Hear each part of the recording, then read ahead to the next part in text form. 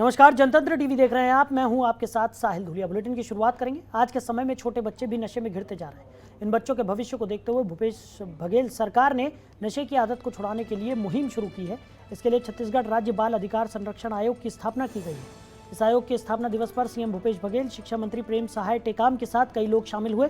इस दौरान बच्चों में नशे की आदत से बचाव विषय पर मुख्यमंत्री ने अपने विचार रखे और मुख्यमंत्री ने कहा कि हमने एक कदम आगे बढ़ाया है। नशे के खिलाफ हमने लड़ाई शुरू की है। उन्होंने कहा कि बड़ों से बच्चे नशे जैसी आदतें सीख रहे हैं, इसलिए इन बुरी आदतों को सुधारना जरूरी है। मुख्यमंत्री ने आगे कहा कि इसके लिए छत्तीसगढ़ में पत्रिका भी लाई गई है और बच्चों के अच्छे भविष्य के लिए पहल की गई है।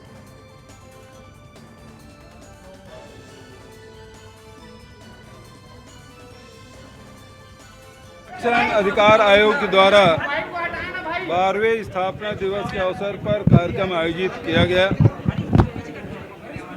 कि एक लड़ाई नशे के खिलाफ और बच्चों को जो आदत किस प्रकार से नशे के आदी होते हैं और उस सब विषयों पे चर्चा की जा रही है, उसे किस प्रकार से बचाना है।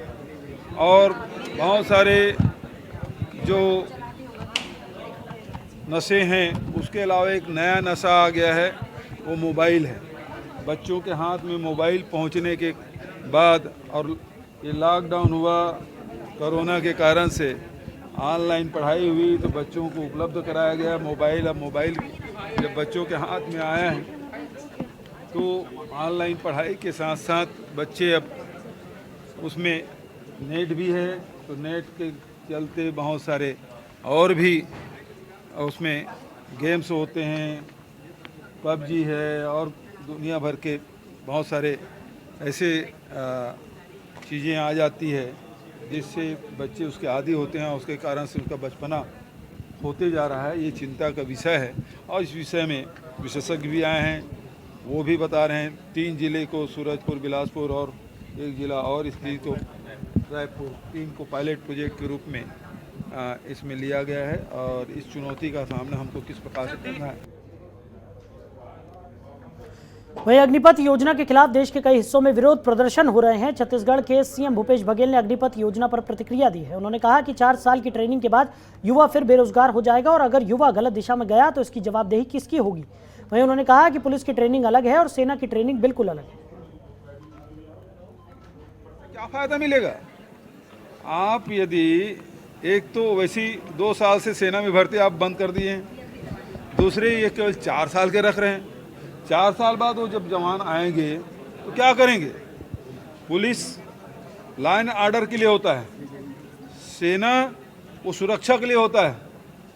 सेना में जो भर्ती होता है वो केवल 2 चीज़ जानता है, एक दोस्त और दूसरा दुश्मन। और दुश्मन सामने दिखे तो उसे ख़त्म करना है, युद्ध करना, उसे लड़ाई करना है। तो सेना की ट्रेनिंग अलग है, पुलिस की ट्रेनिंग अलग है, लाइन आर्डर के देखते हैं और ये उसको इससे नहीं जोड़ा जा सकता। दोनों की ट्रेनिंग अलग अलग है।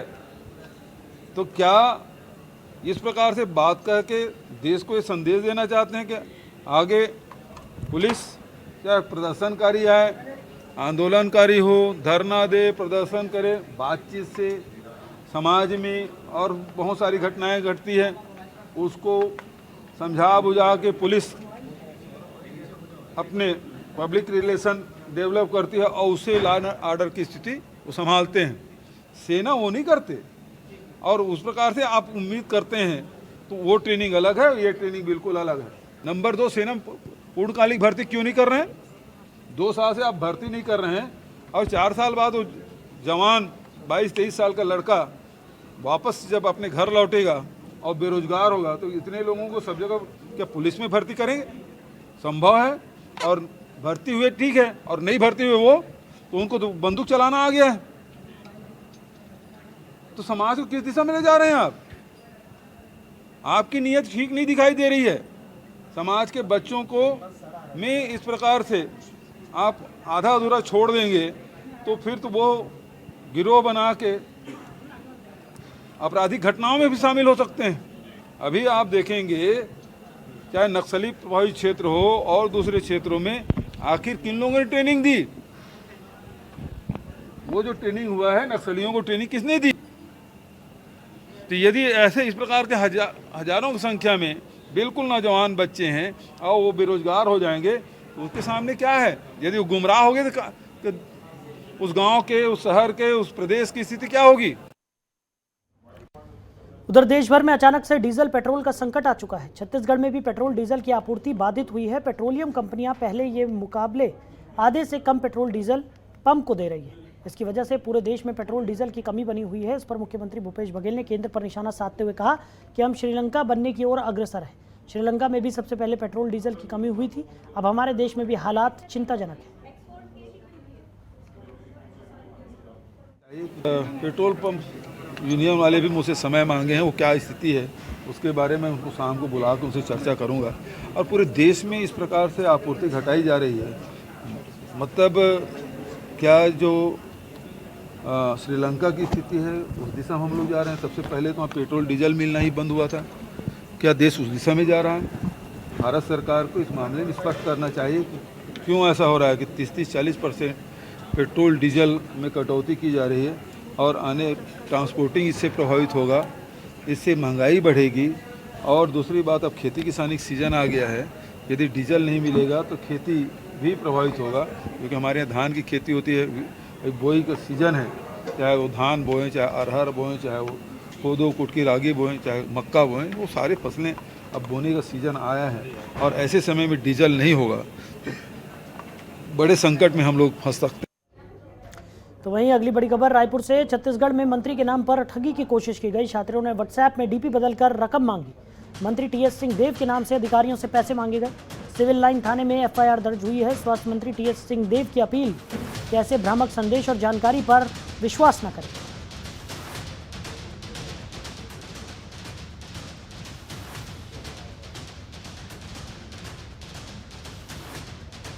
तो सिविल लाइन थाने में एफआईआर दर्ज हुई है। स्वास्थ्य मंत्री टीएस सिंहदेव की अपील यहां पर लोगों से है कि उनका कहना है कि इस तरीके के भ्रामक संदेश और जानकारी पर विश्वास न करें।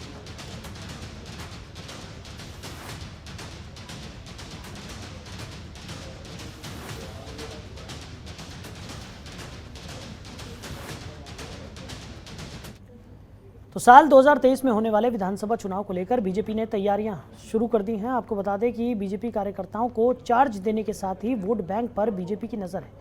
इस रणनीति के तहत कोरबा में बीजेपी का 3 दिवसीय प्रशिक्षण शिविर आयोजित किया गया, जिसमें बिहार सरकार में कैबिनेट मंत्री और छत्तीसगढ़ बीजेपी के संगठन सह प्रभारी नितिन नवीन पहुंचे और शिविर की शुरुआत की। 19 जून तक ये शिविर चलेगा, जिसमें बीजेपी के नेता पार्टी के कार्यकर्ताओं को प्रशिक्षण देंगे। इस प्रशिक्षण शिविर में पहुंचे नितिन नवीन ने प्रदेश सरकार पर कई आरोप लगाए। उन्होंने भूपेश सरकार को झूठी सरकार की संज्ञा दी। उन्होंने कहा कि यह सरकार 420 सरकार है, जिसने अभिव्यक्ति की आज़ादी का अधिकार छीन लिया है।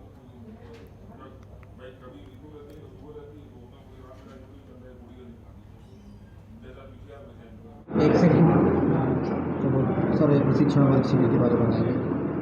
भारतीय जनता पार्टी की कार्यपद्धति में प्रशिक्षण वर्ग भारतीय जनसंघ के समय से ही प्रारंभ हुआ है।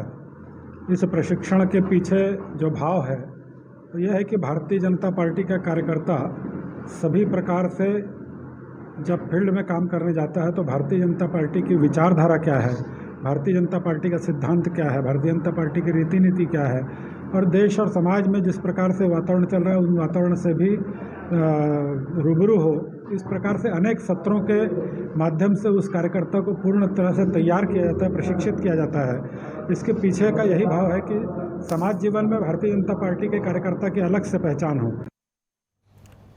उधर कोरबा में बीजेपी जहां प्रशिक्षण शिविर चला रही है, वहीं आगामी विधानसभा चुनाव के लिए कांग्रेस संकल्प शिविर के सहारे प्रदेश में एक बार फिर से अपनी सरकार बनाने की कोशिश में जुटी है। बीजेपी के साथ ही कांग्रेस का भी संकल्प शिविर शुक्रवार से शुरू हो गया, जिसकी शुरुआत प्रदेश के राजस्व मंत्री जयसिंह अग्रवाल ने की है। राजस्व मंत्री ने कहा है कि पिछले चुनाव में बीजेपी की जड़ें पूरे प्रदेश में उखड़ गई थी। इस बार भी कुछ ऐसे ही करना है और पूरी पार्टी का सुपड़ा साफ करना है।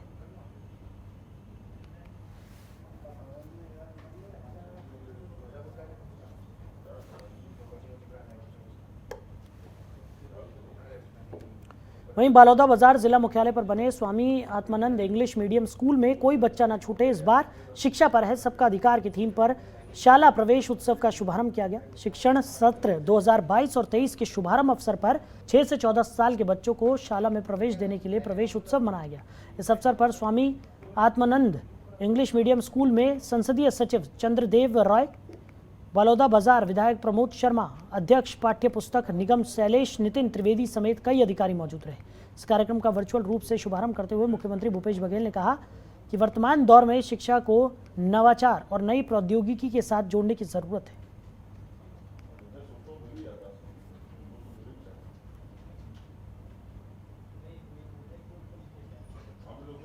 पूरे प्रदेश में शाला प्रवेशोत्सव के अवसर पर पूरे छत्तीसगढ़ के सभी जिले मुख्यालय पर जिले मुख्यालय पर एक साथ शाला प्रवेशोत्सव का कार्यक्रम मुख्यमंत्री ने आज बस्तर में संगठन क्षेत्र में 260 स्कूलें जो बंद थी। तो लगातार 3 दिन तक राहुल गांधी से ईडी की पूछताछ के बाद कांग्रेस नेताओं का विरोध कम होने का नाम नहीं ले रहा है। रायगढ़ में कांग्रेस कार्यकर्ता अभी भी आंदोलन कर रहे हैं। रायगढ़ में कांग्रेस कार्यकर्ताओं का धरना जारी है। जिला कांग्रेस कमेटी के बाहर कांग्रेसी बारिश के बावजूद भी डटे हुए हैं। जिला कांग्रेस कमेटी के अध्यक्ष अनिल शुक्ला ने कहा कि कांग्रेस के वरिष्ठ नेताओं को दबाने के लिए बीजेपी ईडी का इस्तेमाल कर रही है।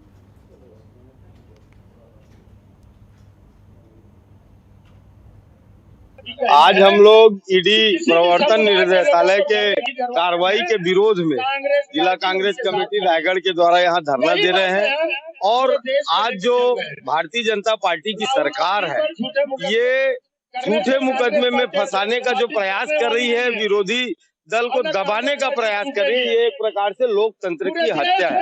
नेशनल हेराल्ड जिस मामले को लेकर ईडी ने राहुल गांधी जी को, सोनिया गांधी जी को जो सम्मन्स भेजे हैं और पूछताछ कर रही है, ये 2015 में मोदी की सरकार आने के बाद ईडी ने इस पे कार्रवाई शुरू की और देखा कि इसमें किसी भी प्रकार का कोई तथ्य नहीं है। अंबिकापुर में भी कांग्रेस का विरोध प्रदर्शन देखा गया, जहां राजीव भवन पर धरना प्रदर्शन करते हुए कांग्रेसियों ने मोदी सरकार के विरोध में जमकर नारेबाजी की। कांग्रेस ने इस दौरान केंद्र सरकार पर देश के संवैधानिक संस्थाओं का दुरुपयोग करने का आरोप लगाया और राष्ट्रपति के नाम कलेक्टर सरगुजा को एक ज्ञापन भी सौंपा। कांग्रेस का आरोप है कि केंद्र सरकार केंद्रीय एजेंसी, प्रवर्तन निदेशालय, सीबीआई, आयकर विभाग जैसी संवैधानिक संस्थाओं के माध्यम से कांग्रेस पार्टी को डराने की कोशिश कर रही है। जिला कांग्रेस कमेटी सरूजा के द्वारा प्रवर्तन निदेशालय केंद्रीय सरकार के द्वारा कांग्रेस नेताओं के विरुद्ध में कार्रवाई किए जाने के संबंध में ज्ञापन दिया गया है। वो ज्ञापन जो है राष्ट्रपति के नाम पे है, इसे राष्ट्रपति महोदय को संप्रेषित कर दिया जाएगा। देश चलाने में असफल केंद्र की मोदी सरकार राहुल गांधी जी को बेवजह ईडी का सम्मन जारी करके लगातार 4 दिनों से पूछताछ कर रही है। राहुल गांधी जी का इस मामले में कोई भी आरोप नहीं बनता, 2015 में तय हो गया। बेवजह न्यायालय में इन्होंने केस को दोबारा खोल करके केवल अपनी असफलताओं को छुपाने के लिए राहुल गांधी जी को टारगेट कर रहे हैं। देश की जनता सब देख रही है और बहुत आक्रोश में है। ग्रामीण लोग भी आए हुए हैं। जी हाँ, आज पूरे छत्तीसगढ़ में प्रदेश कांग्रेस कमेटी के आह्वान पर और एआईसीसी के निर्देश पर पूरे भारतवर्ष में ईडी के द्वारा हमारे कांग्रेस पार्टी के सम्मानीय राहुल गांधी जी के साथ जो दुर्व्यवहार किया जा रहा है, उनको अनावश्यक लगातार कई दिनों से ईडी कार्यालय में बुला करके परेशान किया जा रहा है। इसी के विरोध में सभी कांग्रेस जन विरोध प्रकट कर रहे हैं और ये धरना प्रदर्शन आंदोलन के माध्यम से सभी लोग एक ज्ञापन सौंपे हैं कलेक्टर को और कलेक्टर जी के माध्यम से राष्ट्रपति के लिए वो ज्ञापन है। उधर बस्तर खंड शिक्षा कार्यालय के एबीओ सुशील तिवारी के ऊपर लगे आरोपों को सर्व आदिवासी समाज ने निराधार बताया है। पूर्व विधायक राजाराम तोड़ेम ने कहा कि व्यर्थ में किसी को परेशान करने वाले कर्मचारियों पर अब सर्व आदिवासी समाज एक्शन लेगा। बता दें कि बस्तर खंड शिक्षा कार्यालय में 2 सालों से कुर्सी को लेकर एक दूसरे पर आरोप प्रत्यारोप का सिलसिला थम नहीं रहा है। बीते दिन एबीओ सुशील तिवारी के खिलाफ कुछ शासकीय कर्मचारियों ने बस्तर एसडीएम ओम प्रकाश वर्मा के पास शिकायत की थी।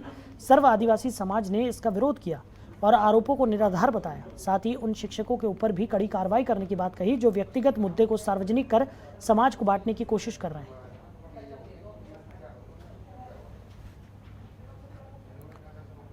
वहीं गरियाबंद ब्लॉक मुख्यालय देवभोग के मिनी क्रिकेट स्टेडियम में शराबियों का अड्डा बनता जा रहा है। यहाँ आए दिन शराबियों का जमावड़ा लगता है। इसकी शिकायत हाउसिंग बोर्ड कॉलोनी के कर्मचारियों ने देवभोग थाना प्रभारी को दी है। शिकायत में कहा गया है कि देवभोग के फोकटपारा स्थित मिनी स्टेडियम में शाम 6 बजे से रात 11 बजे तक शराबी शराब का सेवन करते हैं और शराब की बोतलें फोड़ते हैं, जिससे स्टेडियम में खेलने वाले खिलाड़ियों और मॉर्निंग वॉक करने वाले लोगों को चोट लग सकती है। देवभोग थाना प्रभारी की तरफ से लगातार यहां पेट्रोलिंग की जा रही है।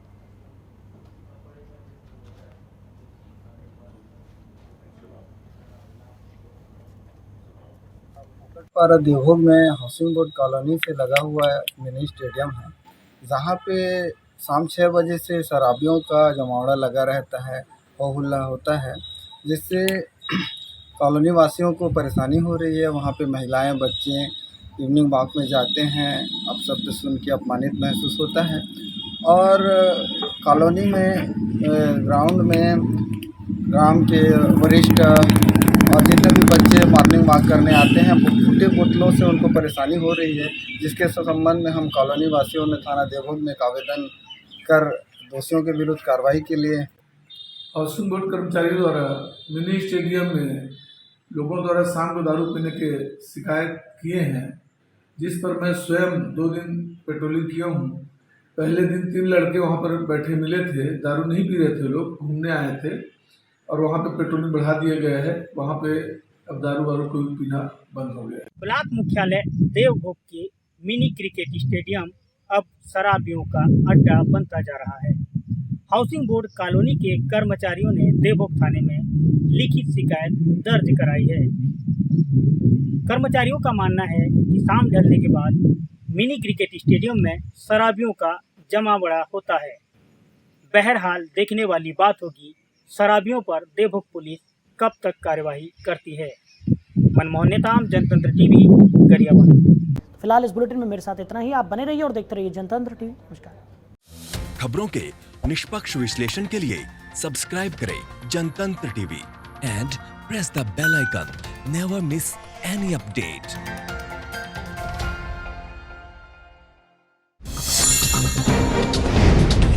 डाउनलोड कीजिए जनतंत्र टीवी ऐप को, जो कि अवेलेबल है गूगल प्ले और ऐप स्टोर पर। अधिक जानकारी के लिए अभी डाउनलोड करें।